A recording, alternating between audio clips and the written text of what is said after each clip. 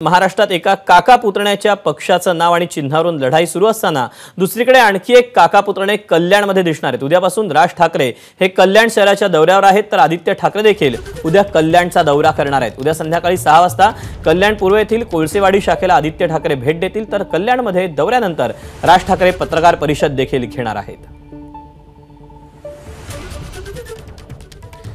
आपण अधिकचे अपडेट जाणून घेऊ। अक्षय भाटकर आपल्या सोबत आहे। अक्षय, लोकसभा निवडणुकांच्या पार्श्वभूमीवर आता काका पुतण्याचा हा दौरा कशा पद्धतीने असणार आहे? कल्याणमध्ये कुठले कुठले नियोजित कार्यक्रम आहे?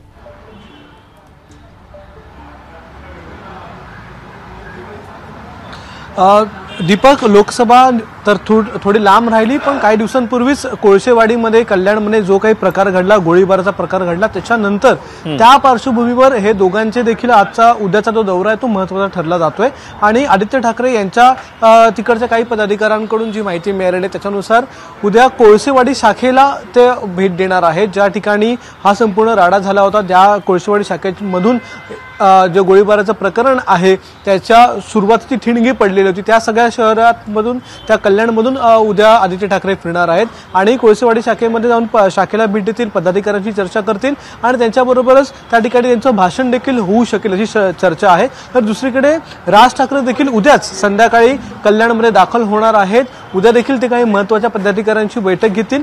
परवा म्हणजेच 9 तारखेला सकाळी एका हॉलमध्ये त्यांची वेगवेगळ्या कल्याण शहरातल्या पदाधिकाऱ्यांची, डोंबिवलीतल्या पदाधिकाऱ्यांची एक सभा होईल छोटीशी। ते या सभेला संबोधन करतील आणि याच्यानंतर पत्रकार परिषद देखील ते घेऊ शकतात अशी शक्यता सांगितली जाते। त्यामुळे एकाच वेळी या दोघांचे देखील हा जो कल्याण शहराचा दौरा आहे तो महत्त्वाचा मानला जातोय। गणपत गायकवाड ज्यांनी गोळीबार केला होता महेश गायकवाड यांच्यावर, हे दोघे देखील याच कल्याण शहरातून, याच कोळसेवाडी शाखेतून येतात। त्यांचा जो मतदारसंघ आहे तो देखील हाच कल्याण शहर आहे आणि त्याच कल्याण शहरामध्ये आदित्य ठाकरे आणि राज ठाकरे हे काका पुतण्या दोघे देखील उद्याच्या दिवशीच पोहोचणार आहेत। त्याच्यामुळे उद्या संध्याकाळी कल्याण शहरामध्ये राजकीय घडामोडी रंगणार आहेत। एकाच वेळी हे दोघे देखील कल्याणमध्ये असतील, तर राज ठाकरे जे आहे ते परवा सकाळपर्यंत, दुपारपर्यंत हे कल्याण शहरात असणार आहे आणि जे पत्रकार परिषद ते घेतील त्याच्यामधून घडलेल्या प्रकारावर ते निश्चित बोलतील अशी देखील शक्यता सांगितली जाते। अक्षय, धन्यवाद दिलेल्या सविस्तर माहितीबद्दल।